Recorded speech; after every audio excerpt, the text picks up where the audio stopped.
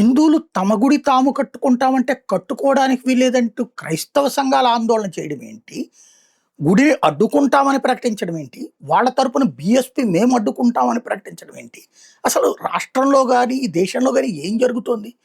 హిందువులు ఇంత చులకనైపోయారా?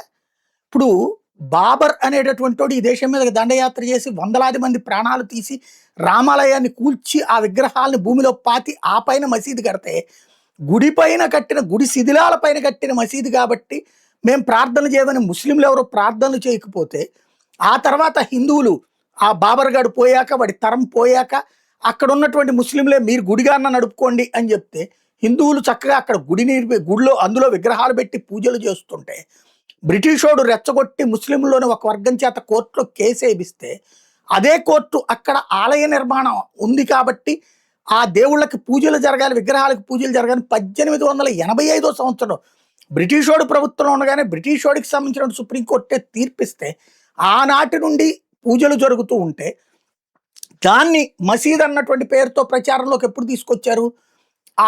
అక్కడ పునర్నిర్మాణం చెయ్యాలనుకున్నప్పుడు మొదట హిందువుల పక్షాన్ని నిలబడ్డటువంటి రాజీవ్ గాంధీ ఆ పైన రూటు మార్చి ముస్లింల పక్షాన్ని నిలబడి బాబర్ కట్టడం, బాబరీ మసీదే అని చెప్పుకొచ్చాడు. బట్ అదే వ్యక్తే అక్కడ గుడికి తలుపులు తీసినటువంటిది. అంత జరిగింది.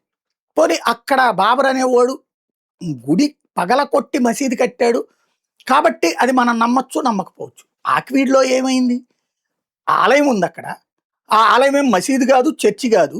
చర్చి అయితే క్రిస్టియన్స్ అబ్జెక్షన్ పెట్టారంటే ఒక అర్థం ఉంది. లేదు, మత మార్పిడికి గురైనటువంటి క్రైస్తవులు అబ్జెక్ట్ చేయాలంటే హిందువుల ఏరియాల్లో ఎవరు కూడా చర్చ్ ఉంచకూడదు, ప్రార్థనా సంస్థలు ఉంచకూడదు. అంతే కదా? నువ్వు హిందువులు ఉన్న ఏరియాలో ఎట్లా ప్రార్థనా సంస్థలు పెడతావు? లేదా ఎంత జనాభా ఉంటే అక్కడ పెట్టాలన్నట్టు రూల్ ఏమన్నా కొత్తగా తెద్దామా?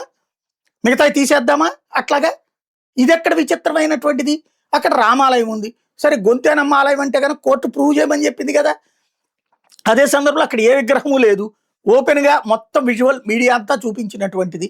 అక్కడ రాములు వారి విగ్రహాలు అవి ఉన్నాయి, శిథిలావస్థకు చేర్చారు. నిజంగా వీళ్ళందరికీ చిత్తశుద్ధి ఉంటే శిథిలావస్థకు ఎందుకు చేర్చారు? పోనీ గొంతేనమ్మ ఆలయమే ఉండుంటే శిథిలావస్థకు ఎందుకు చేర్చారు? అక్కడ ఇప్పుడు ఆలయ పునర్నిర్మాణం జరుగుతుంటే దాన్ని అడ్డుకోవడానికి ఉద్యమిస్తాం మేము అని చెప్పి పిలుపులిస్తున్నారంటే ఎక్కడికి పోతున్నాం మనం? హిందువులు ఎంత చేతకాని వాళ్ళ కింద తయారవుతున్నారా? లేకపోతే హిందువులు అంటే ఇంత చులకనగా తయారవుతుందా? హిందువుల్ని ఏమన్నా సరే పర్లేదు అనుకుంటున్నారా? హిందువుల్లో కులపరంగా చీలిక తెచ్చి ఎలాంటి అరాచకమైనా చేయొచ్చు.